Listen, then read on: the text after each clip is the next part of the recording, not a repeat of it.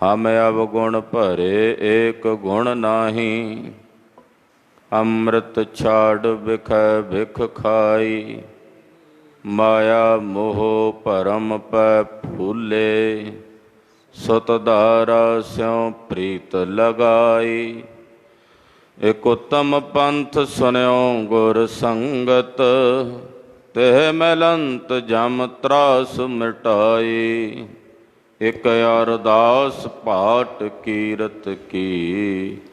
गुर रामदास राखो शरनाई। सकहो टल गुर सेविया। अहनस सहज सो पाए। दर्शन परसै गुरु कै जन्म।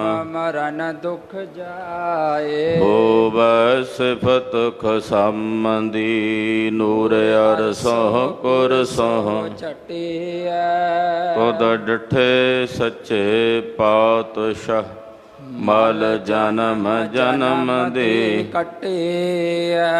सज्जन सच्चा पातशाहो। सिर साहांद साहो।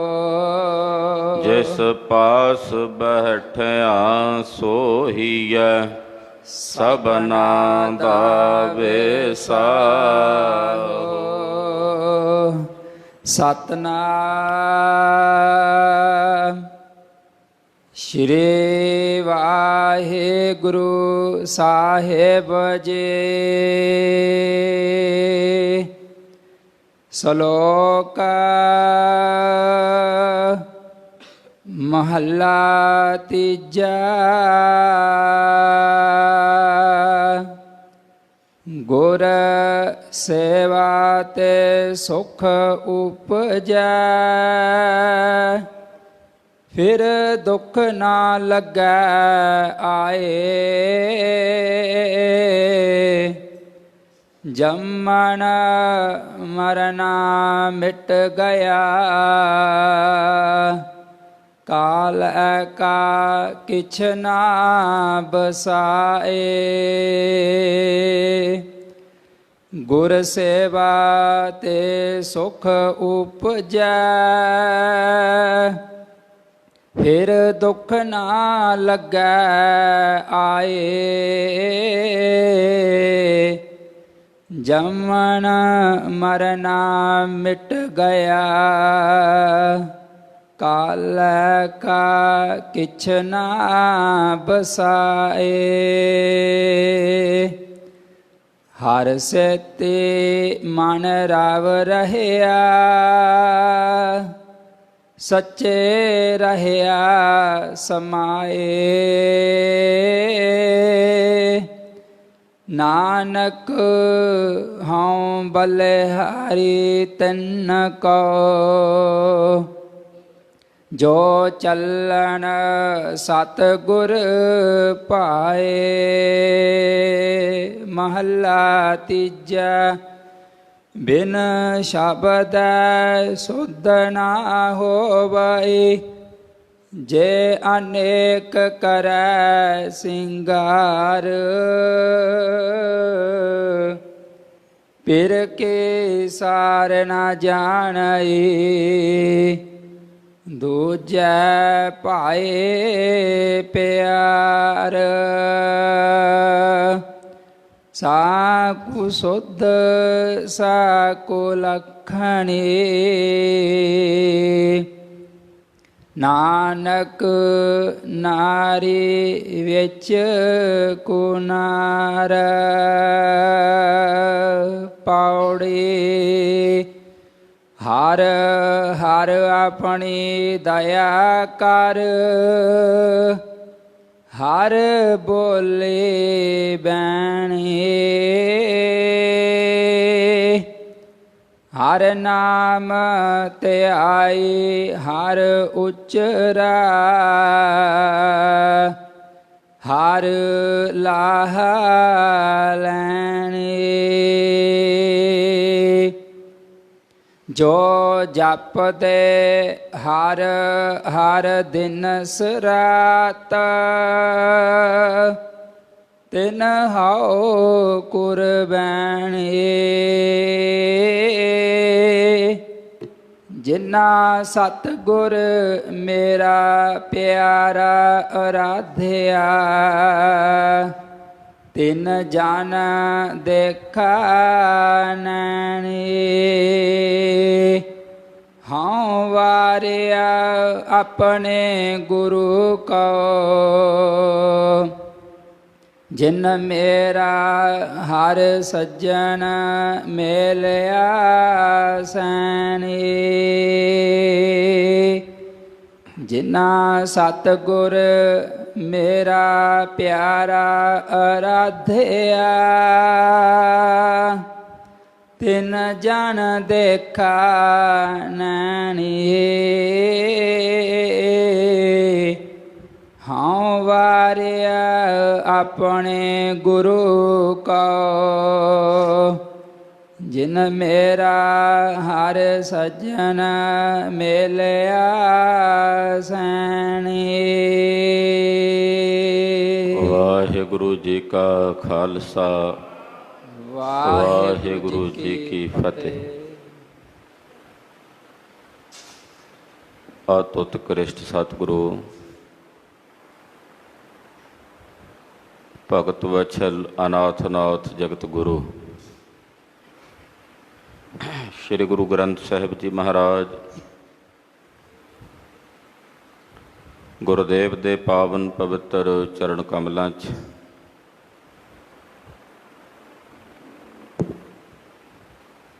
ਨੌਵੇਂ ਪਾਤਸ਼ਾਹ ਸ੍ਰੀ ਗੁਰੂ ਤੇਗ ਬਹਾਦਰ ਸਾਹਿਬ ਜੀ ਦੇ ਪਵਿੱਤਰ ਪਾਵਨ ਚਰਨ ਛੋਹ ਪ੍ਰਾਪਤ ਇਤਿਹਾਸਕ ਸਥਾਨ 'ਤੇ ਅੰਮ੍ਰਿਤ ਵੇਲੇ ਤੋਂ ਹਾਜ਼ਰੀਆਂ ਭਰ ਰਹੀ ਗੁਰੂ ਸਵਰੂਪ ਗੁਰੂ ਖਾਲਸਾ ਸਾਧ ਸੰਗਤ ਜੀਓ, ਧੰਨਤਾ ਦੇ ਪਾਤਰ ਹੋ। ਸਤਿਗੁਰਾਂ ਦੀ ਧੁਰ ਕੀ ਬਾਣੀ ਦੇ ਸ਼ਬਦ ਕੀਰਤਨ ਰਾਗੀ ਸਿੰਘਾਂ ਦੀ ਰਸਨਾ ਤੋਂ ਬਹੁਤ ਹੀ ਅਦਬ ਸਤਿਕਾਰ ਸਹਿਤ ਆਪ ਜੀ ਨੇ ਸਰਵਣ ਕੀਤੇ ਹਨ। ਸ੍ਰੀ ਮੁੱਖ ਵਾਕ ਅੰਮ੍ਰਿਤ ਵੇਲੇ ਜੋ ਸਾਨੂੰ ਸਾਰਿਆਂ ਨੂੰ ਪ੍ਰਾਪਤ ਹੋਏ ਹਨ, ਆਓ ਕੁਝ ਸਮੇਂ ਲਈ ਸੁਰਤੀਆਂ ਬਿਰਤੀਆਂ ਇਕਾਗਰ ਕਰਕੇ ਸ਼ਬਦ ਦੀ ਵਿਚਾਰ ਨਾਲ ਜੁੜੀਏ। ਇਕਾਗਰਤਾ ਬਣਾਓ,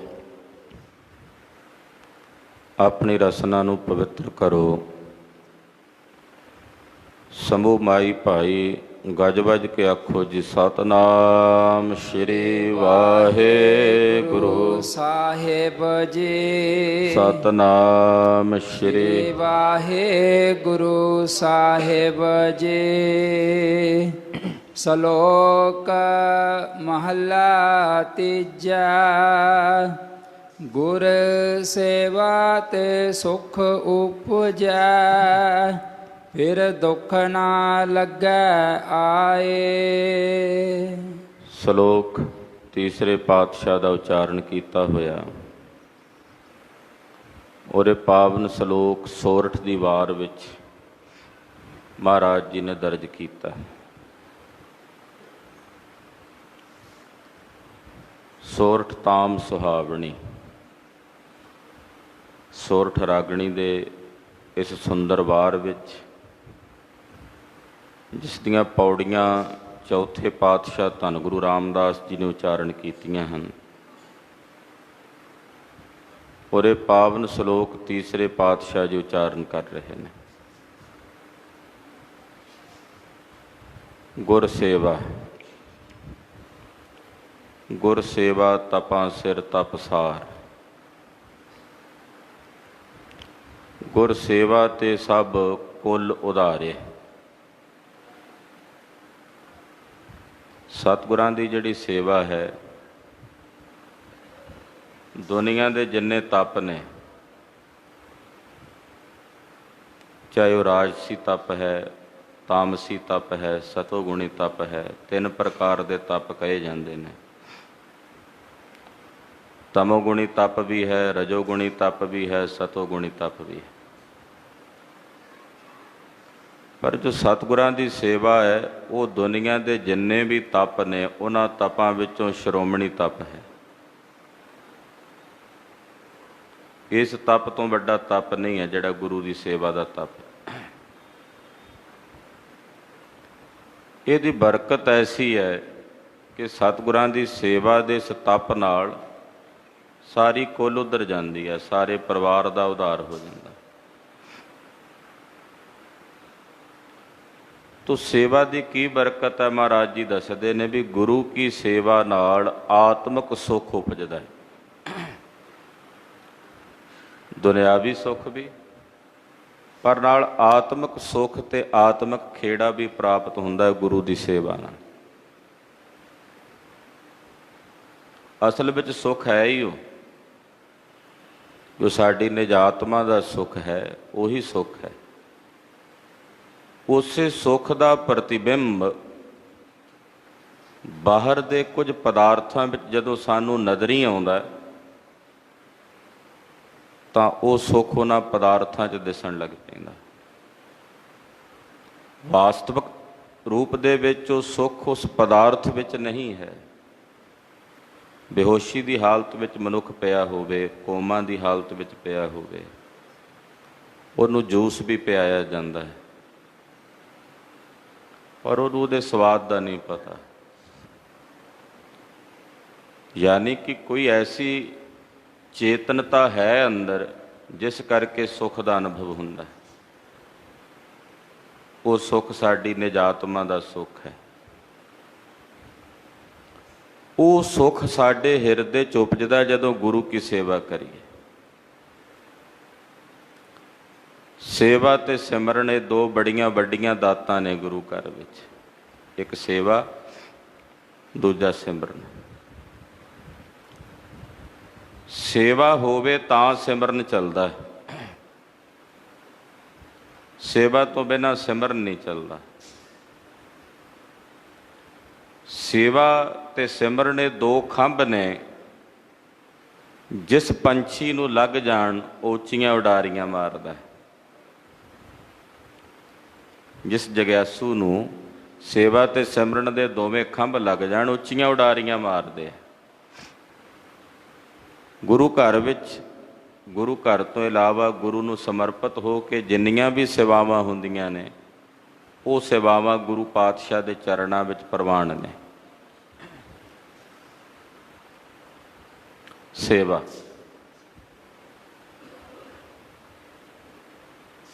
ਬੜੀ ਵੱਡੀ ਸੰਸਥਾ ਜੋ ਬਾਬਾ ਬੀਰਮਦਾਸ ਜੀ ਬਦੋਛੀ ਵਾਲੇ ਮਹਾਂਪੁਰਸ਼ਾਂ ਦੇ ਹੁਕਮ ਨਾਲ ਬਾਬਾ ਗੁਰਮੁਖ ਸਿੰਘ ਜੀ ਨੇ ਚਲਾਈ, ਔਰ ਉਸ ਸੰਸਥਾ ਦਾ, ਉਸ ਸੰਪਰਦਾ ਦਾ ਨਾਮ ਹੈ ਕਾਰ ਸੇਵਾ। ਅੱਗੋਂ ਪਰਪਾਟੀਆਂ ਚੱਲ ਕੇ ਵੱਖੋ ਵੱਖਰੀਆਂ ਸ਼ਾਖਾਵਾਂ, ਕਿਉਂਕਿ ਜਦੋਂ ਵੀ ਕੋਈ ਪੌਦਾ ਦਰਖਤ ਪੈਦਾ ਹੁੰਦਾ ਮੁੜ ਕੇ ਉਹਦੀਆਂ ਟਹਿਣੀਆਂ ਦਾ ਖਿਲਾਰਾ ਉਹ ਚਾਰੇ ਪਾਸੇ ਫੈਲਦਾ। ਮੁੱਖ ਮੁੱਢ ਬਾਬਾ ਬੀਰਮਦਾਸ ਜੀ ਨੇ, ਬਾਬਾ ਗੁਰਮੁਖ ਸਿੰਘ ਜੀ ਨੇ, ਉੱਥੋਂ ਫਿਰ ਸਾਰੀਆਂ ਕਾਰ ਸੇਵਾ ਦੀਆਂ ਜਿੰਨੀਆਂ ਵੀ ਸੰਸਥਾਵਾਂ ਨੇ, ਸੰਪਰਦਾਵਾਂ ਨੇ, ਉਹ ਚੱਲੀਆਂ। ਔਰ ਜਿਹੜੀ ਸੇਵਾ ਗੁਰੂ ਨੂੰ ਸਮਰਪਣ ਹੋ ਕੇ ਹੁੰਦੀ ਹੈ ਉਹ ਸੇਵਾ ਪ੍ਰਵਾਨ ਹੁੰਦੀ ਹੈ। ਉਹ ਸੇਵਾ ਵਿੱਚ ਗੁਰਸਿੱਖ ਆ ਕੇ ਸੇਵਾ ਕਰਦੇ ਆ, ਸੰਗਤਾਂ ਸੇਵਾ ਕਰਦੀਆਂ ਨੇ। ਇਹਦੇ ਤੋਂ ਇਲਾਵਾ ਹੋਰ ਬਹੁਤ ਪ੍ਰਕਾਰ ਦੀਆਂ ਸੇਵਾਵਾਂ ਨੇ। ਅੱਜ ਕੱਲ੍ਹ ਬਹੁਤ ਸਾਰਿਆਂ ਵੀਰਾਂ ਨੇ ਕੁਝ ਸਕੂਲ ਐਸੇ ਚਲਾਏ ਨੇ ਜਿੱਥੇ ਗੁਰਸਿੱਖਾਂ ਦੇ ਬੱਚਿਆਂ ਨੂੰ ਜੋ ਫੀਸ ਨਹੀਂ ਭਰ ਸਕਦੇ, ਮੱਧਮ ਵਰਗ 'ਚ ਹਨ, ਗਰੀਬ ਪਰਿਵਾਰ ਵਿੱਚੋਂ ਹਨ, ਉਹਨਾਂ ਦੇ ਬੱਚਿਆਂ ਨੂੰ ਫਰੀ ਪੜ੍ਹਾਈ ਪੜ੍ਹਾਉਣ ਦੀ ਇੱਕ ਬੜੀ ਸੁੰਦਰ ਪਹਿਲ ਕੀਤੀ ਹੈ। ਬਹੁਤ ਸਾਰੇ ਗੁਰਮੁਖਾਂ ਨੇ, ਬਹੁਤ ਸਾਰੇ ਸਕੂਲ, ਕਈ ਮਹਾਂਪੁਰਸ਼ਾਂ ਨੇ ਐਸੇ ਸਕੂਲ ਬਣਾਏ ਨੇ ਜਿੱਥੇ ਬਕਾਇਦਾ ਲੋੜਵੰਦ ਗੁਰਸਿੱਖਾਂ ਦੇ ਬੱਚਿਆਂ ਦੀ ਐਜੂਕੇਸ਼ਨ ਦਾ, ਉਹਨਾਂ ਦੀ ਪੜ੍ਹਾਈ ਦਾ ਪ੍ਰਬੰਧ ਕੀਤਾ ਜਾਂਦਾ ਹੈ। ਇਹ ਸੇਵਾ ਵੀ ਗੁਰੂ ਨੂੰ ਪ੍ਰਵਾਨ ਹੈ। ਸੇਵਾ ਦੇ ਕਈ ਪ੍ਰਕਾਰ ਨੇ। ਕੁਝ ਸੰਸਥਾਵਾਂ ਵੱਲੋਂ ਹਸਪਤਾਲਾਂ ਦੀ ਰਚਨਾ ਕੀਤੀ ਗਈ ਹੈ, ਉੱਥੇ ਲੋੜਵੰਦਾਂ ਦੀ ਜਿਹੜਾ ਇਲਾਜ ਹੈ ਉਹਨਾਂ ਦੀਆਂ ਬਿਮਾਰੀਆਂ ਦਾ ਇਲਾਜ ਕੀਤਾ ਜਾਂਦਾ। ਇਹ ਬੜੀਆਂ ਵੱਡੀਆਂ ਪਹਿਲਾਂ ਹਨ, ਉਰੇ ਵੱਡੇ ਪੱਧਰ 'ਤੇ ਹੋਣੀਆਂ ਚਾਹੀਦੀਆਂ। ਪਰ ਅਕਸਰ ਕਈ ਕਹਿ ਦਿੰਦੇ ਆ ਜੀ ਤੁਸੀਂ ਗੁਰਦੁਆਰਿਆਂ 'ਤੇ ਸੋਨਾ ਲਾਈ ਜਾਂਦੇ ਹੋ, ਆਹ ਕੰਮ ਕਰਨਾ ਚਾਹੀਦਾ। ਗੁਰਦੁਆਰਿਆਂ 'ਤੇ ਵੀ ਸੋਨਾ ਲਾਵੋ, ਐਸਾ ਨਹੀਂ ਮਹਾਰਾਜ ਜੀ ਦਾ ਵੀ ਤਾਂ ਦਰਬਾਰ ਸੁੰਦਰ ਹੋਵੇ, ਪਰ ਉਹਦੇ ਨਾਲ ਐਡ ਕਰੀ ਚੱਲੋ। ਆ ਲੰਗਰ ਲਾਉਣ ਦਾ ਕੀ ਮਤਲਬ ਹੈ ਜੀ? ਇਹਦਾ ਮਤਲਬ ਲੰਗਰ ਲਾਣੇ ਛੱਡ ਕੇ ਇੱਕ ਕੰਮ ਚੰਗਾ ਛੱਡ ਕੇ ਦੂਜਾ ਸ਼ੁਰੂ ਕਰ ਦਿਓ, ਉਹਦਾ ਕੀ ਫਾਇਦਾ ਹੋਇਆ? ਇੱਕ ਚੰਗੇ ਕੰਮ ਨਾਲ ਹੋਰ ਚੰਗਾ ਕੰਮ ਐਡ ਕਰਦੇ ਚਲੇ ਜਾਓ, ਕੀ ਐਸਾ ਨਹੀਂ ਹੋ ਸਕਦਾ?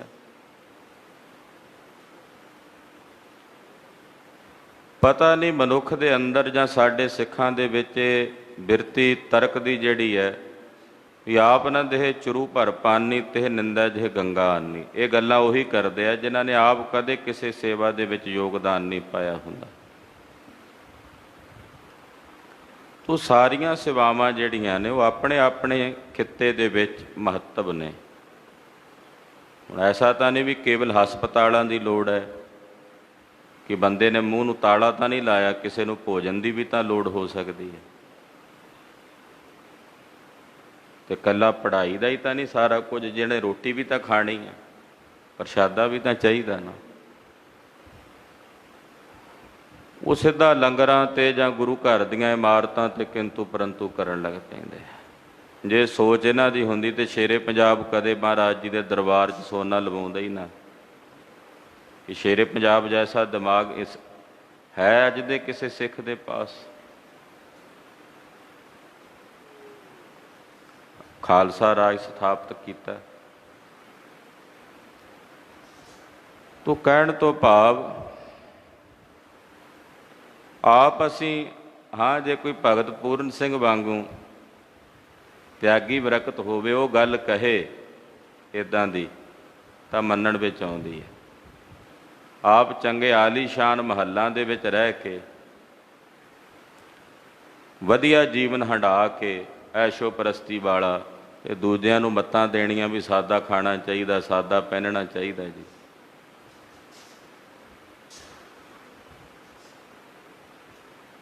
ਕਿੱਡੀਆਂ ਕਿੱਡੀਆਂ ਉੱਚੀਆਂ ਰੂਹਾਂ ਗੁਰਸਿੱਖਾਂ ਵਿੱਚ ਭਗਤ ਪੂਰਨ ਸਿੰਘ ਜੀ ਜੈਸੇ ਮਹਾਂਪੁਰਸ਼ਾਂ ਨੇ ਕਿੰਨੀ ਸੇਵਾ ਕੀਤੀ।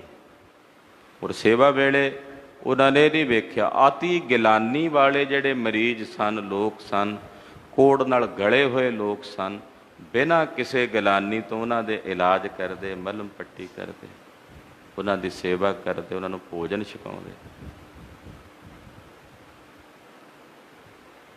ਤੋ ਸੇਵਾ ਦਾ ਵਿਸਥਾਰ ਹੋਣਾ ਚਾਹੀਦਾ। ਐਸਾ ਨਹੀਂ ਵੀ ਇੱਕ ਕੰਮ ਛੱਡ ਕੇ ਦੂਜਾ, ਉਹ ਅੱਗਾ ਦੌੜ ਤੇ ਪਿੱਛਾ ਚੌੜ ਵਾਲਾ ਕੰਮ ਨਹੀਂ ਹੋਣਾ ਚਾਹੀਦਾ। ਹਰ ਇੱਕ ਸੇਵਾ ਦਾ ਜਾਂ ਜੋ ਵੀ ਗੁਰੂ ਘਰਾਂ ਦੇ ਵਿੱਚ ਪਰੰਪਰਾਵਾਂ ਸੇਵਾਵਾਂ ਦੇ ਸਹਿਤ ਚੱਲ ਰਹੀਆਂ ਨੇ, ਉਹਨਾਂ ਦਾ ਇੱਕ ਯੋਗਦਾਨ ਹੈ, ਉਹਨਾਂ ਦਾ ਇੱਕ ਮਹੱਤਵ ਹੈ ਹਰ ਸੇਵਾ ਦਾ। ਤੋ ਇਹ ਸੋਚ ਹੋਣੀ ਚਾਹੀਦੀ ਹੈ। ਹਾਂ, ਇਹ ਕਿਹਾ ਜਾ ਸਕਦਾ ਵੀ ਜੇ ਇੱਕ ਮਹੱਲੇ ਵਿੱਚ ਇੱਕ ਗੁਰਦੁਆਰਾ ਹੈ ਤੇ ਉੱਥੇ ਪੈਸਾ ਫਜ਼ੂਲ ਕਰਕੇ ਦੂਸਰਾ ਗੁਰਦੁਆਰਾ ਬਣਾ ਕੇ ਉਹ ਵੀ ਸੰਗਤ ਦਾ, ਉਹ ਯੋਗ ਨਹੀਂ। ਉਹ ਵੀ ਇਸ ਵਾਸਤੇ ਵੀ ਮੈਂ ਇੱਥੇ ਪ੍ਰਧਾਨ ਨਹੀਂ ਬਣਿਆ, ਦੂਜੇ 'ਚ ਬਣ ਜਾਵਾਂਗਾ, ਇਹ ਨਹੀਂ ਹੋਣਾ ਚਾਹੀਦਾ। ਇੱਕ ਮਹੱਲੇ 'ਚ ਇੱਕ ਗੁਰਦੁਆਰਾ, ਇੱਕ ਪਿੰਡ 'ਚ ਇੱਕ ਗੁਰਦੁਆਰਾ। ਹਾਂ, ਜੇ ਪਿੰਡ ਬਹੁਤ ਵੱਡਾ ਹੈ ਵੀ ਇੱਕ ਗੁਰਦੁਆਰੇ 'ਚ ਸੰਗਤ ਨਹੀਂ ਮੇਮਦੀ, ਉੱਥੇ ਦੋ ਬਣ ਸਕਦੇ। ਤਾਂ ਇੱਕ ਗੁਰੂ ਘਰ ਹੋਵੇ, ਸੰਗਤ ਵੀ ਇਕੱਠੀ ਹੋ ਕੇ ਜੁੜਦੀ ਹੈ।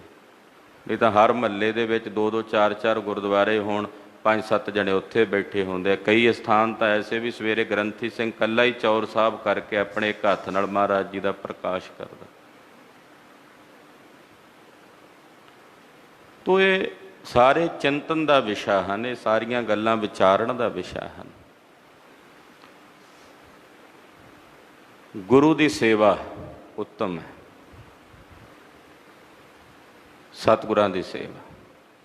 ਸਤਿਗੁਰ ਕੀ ਸੇਵਾ ਸਫਲ ਹੈ, ਜੇ ਕੋ ਕਰੇ ਚਿਤ ਲਾਏ। ਸਤਿਗੁਰ ਕੀ ਸੇਵਾ ਸਫਲ ਹੈ, ਇਹਨੇ ਫਲ ਦੇਣਾ ਹੀ ਦੇਣਾ। ਸਤਿਗੁਰਾਂ ਦੀ ਸੇਵਾ ਐਸਾ ਨਹੀਂ ਕਿ ਸੇਵਾ ਕਰਨੀ ਤੇ ਕੁਝ ਫਲ ਨਹੀਂ ਮਿਲਣਾ, ਮਿਲਣਾ ਹੀ ਮਿਲਣਾ, ਅਵੱਸ਼ ਹੈ।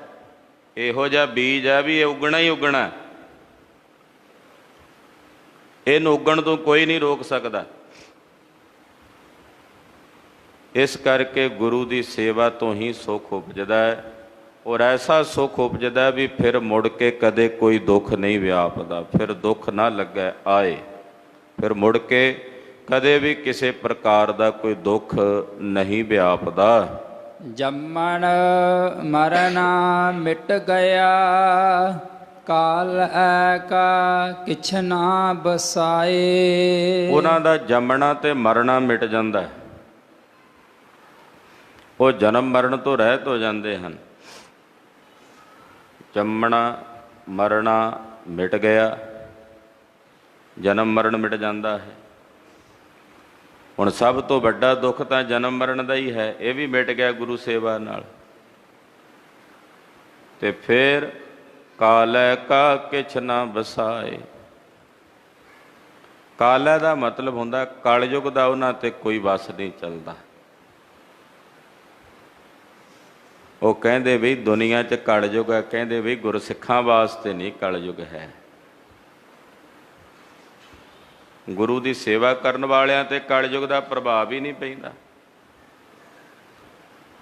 ਜਨਮ ਸਾਖੀ 'ਚ ਜ਼ਿਕਰ ਆਉਂਦਾ ਜਦੋਂ ਕਲਯੁਗ ਮੇਰੇ ਸਾਹਿਬ ਨੂੰ ਮਿਲਿਆ ਨਾ, ਤੇ ਉਹਨੇ ਇੱਕ ਆਪਣੇ ਉੱਤੇ ਬੜਾ ਸੋਹਣਾ ਦੁਸ਼ਾਲਾ ਲਿਆ ਹੋਇਆ, ਉਹਦੇ 'ਚ ਕਹਿੰਦੇ ਛੇਕ ਨਿਕਲੇ ਹੋਏ। ਮਰਦਾਨਾ ਮਹਾਰਾਜ ਜੀ ਨੂੰ ਪੁੱਛਦਾ, ਮਹਾਰਾਜ ਜੀ ਵੀ ਇਹ ਕੀ ਖੇਡ ਹੈ? ਦੁਸ਼ਾਲਾ ਇੰਨਾ ਸੋਹਣਾ ਤੇ ਵਿੱਚ ਛੇਕ ਨਿਕਲੇ ਹੋਏ ਨੇ ਕਿੰਨੇ ਹੀ। ਮਹਾਰਾਜ ਕਹਿੰਦੇ ਤੂੰ ਕਲਯੁਗ ਨੂੰ ਹੀ ਪੁੱਛ ਲੈ।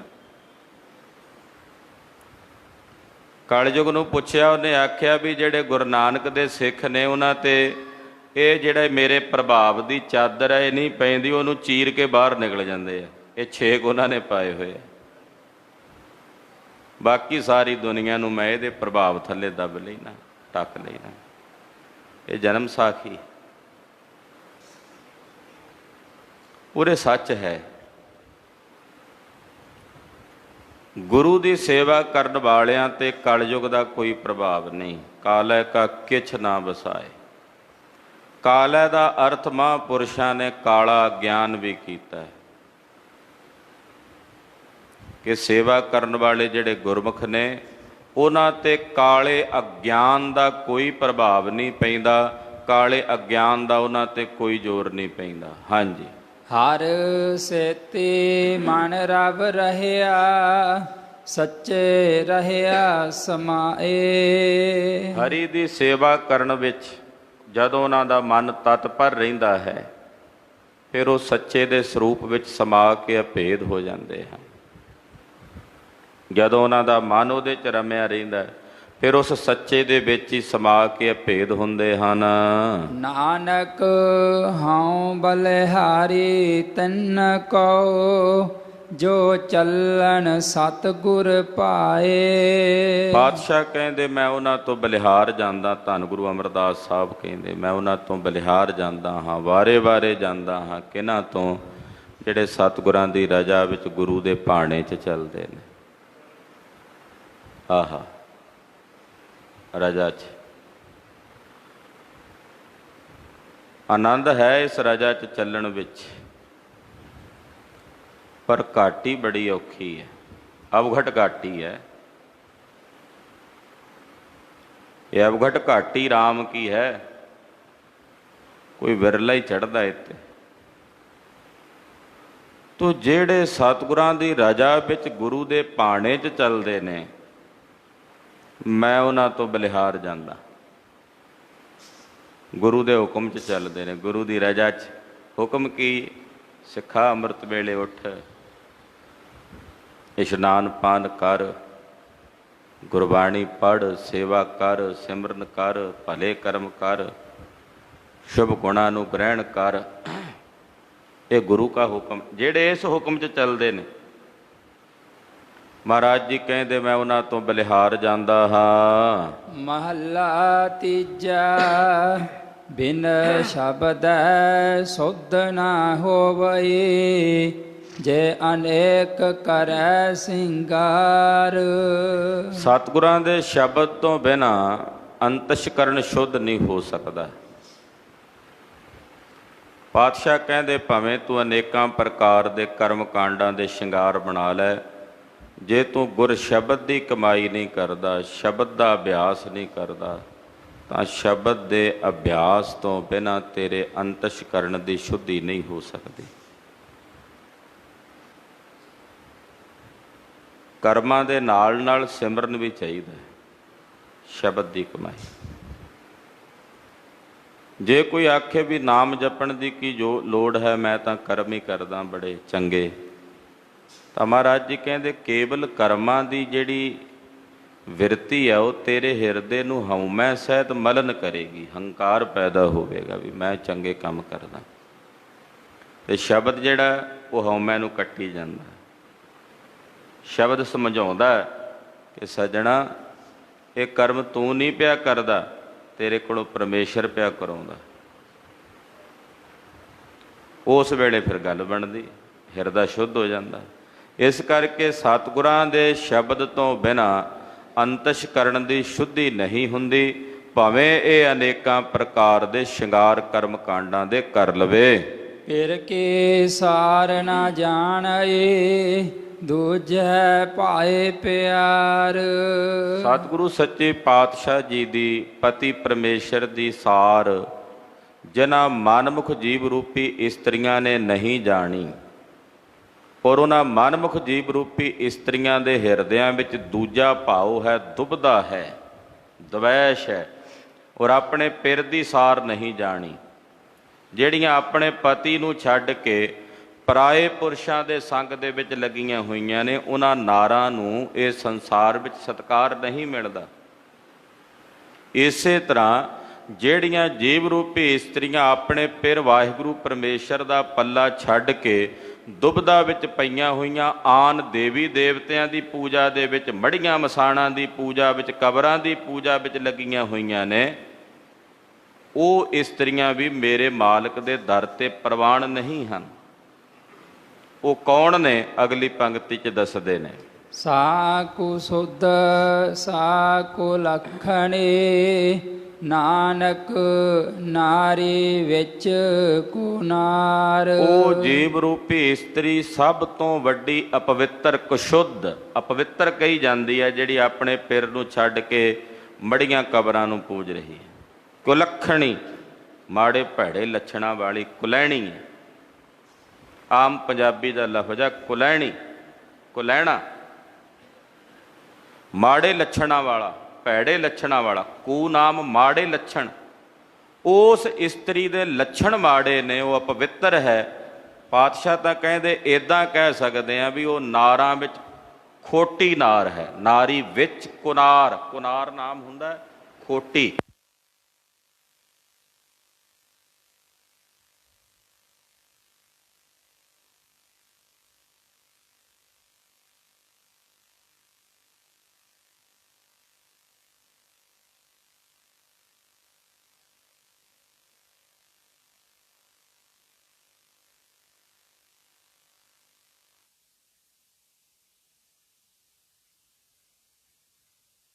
ਫਰਮਾਉਂਦੇ ਨੇ, ਹੇ ਹਰੀ ਜੀ ਸਾਡੇ ਤੇ ਆਪਣੀ ਦਇਆ ਕਰੋ, ਹਰ ਹਰ ਆਪਣੀ ਦਇਆ ਕਰ। ਹੇ ਹਰ ਜੀ ਸਾਡੇ ਤੇ ਆਪਣੀ ਦਇਆ ਕਰੋ। ਕੀ ਦਇਆ ਕਰੋ? ਹਰ ਬੋਲੀ ਬੈਣੀ। ਮਹਾਰਾਜ ਅਸੀਂ ਆਪ ਜੀ ਦੀ ਅੰਮ੍ਰਿਤ ਬਾਣੀ ਬੋਲੀਏ ਆਪਣੀ ਰਸਨਾ ਤੋਂ। ਇਸ ਰਸਨਾ ਤੋਂ ਰਾਮ ਰਾਮ ਰਾਮ ਬੋਲ ਤੇ ਬੜ ਭਾਗੀ। ਮਹਾਰਾਜ ਤੁਹਾਡਾ ਨਾਮ ਬੋਲੀਏ ਰਸਨਾ ਤੋਂ, ਤੁਹਾਡੀ ਬਾਣੀ ਬੋਲੀਏ ਰਸਨਾ ਤੋਂ। ਇਹ ਦਇਆ ਕਰੋ ਮਹਾਰਾਜ, ਸਾਡੇ ਤੇ ਤਰਸ ਕਰੋ। ਹਰ ਨਾਮ ਧਿਆਈ ਹਰ ਉਚਰਾ, ਹਰ ਲਾਹ ਲੈਣੀ। ਮਹਾਰਾਜ ਮੇਰੇ ਤੇ ਤਰਸ ਕਰੋ, ਮੈਂ ਤੁਹਾਡਾ ਨਾਮ ਧਿਆਵਾਂ, ਤੁਹਾਡਾ ਨਾਮ ਹੀ ਉਚਾਰਾਂ, ਔਰ ਇਹ ਨਾਮ ਦਾ ਹੀ ਲਾਹਾ ਪ੍ਰਾਪਤ ਕਰਾਂ। ਅੱਠੇ ਪਹਿਰ, ਅੱਠੇ ਪਹਿਰ ਨਾਮ ਦੇ ਹੀ ਇਸ ਲਾਹੇ ਨੂੰ ਹਾਸਲ ਕਰਾਂ। ਮੇਰੇ ਤੇ ਤਰਸ ਕਰੋ।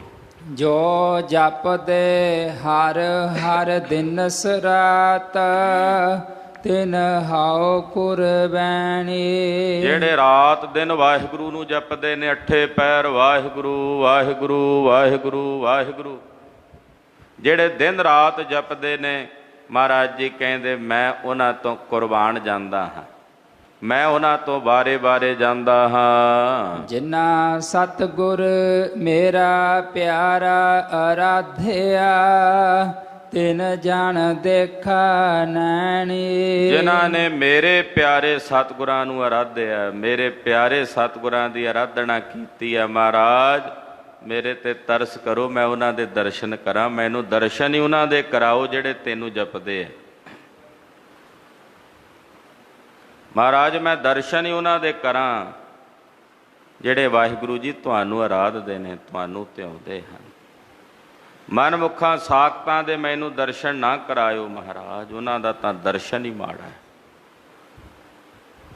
ਗੁਰਮੁਖਾਂ ਦੇ ਦਰਸ਼ਨ ਕਰਾਇਓ ਮਹਾਰਾਜ, ਗੁਰਮੁਖਾਂ ਦੇ ਮੇਲੇ ਕਰਾਇਓ, ਗੁਰਮੁਖਾਂ ਦੇ ਮੇਲ ਬਖਸ਼ਿਓ, ਸਾਧ ਦਾ ਸੰਗ ਤੇ ਭਜਨ ਦਾ ਰੰਗ ਪ੍ਰਦਾਨ ਕਰੋ। ਹਾਂ ਵਾਰਿਆ ਆਪਣੇ ਗੁਰੂ ਕਉ, ਜਿਨ ਮੇਰਾ ਹਰ ਸੱਜਣ ਮੇਲਿਆ ਸੈਣੀ। ਮੈਂ ਆਪਣੇ ਗੁਰੂ ਤੋਂ ਵਾਰੇ ਜਾਂਦਾ ਹਾਂ, ਆਪਣੇ ਗੁਰੂ ਤੋਂ ਬਲਿਹਾਰ ਜਾਂਦਾ ਹਾਂ।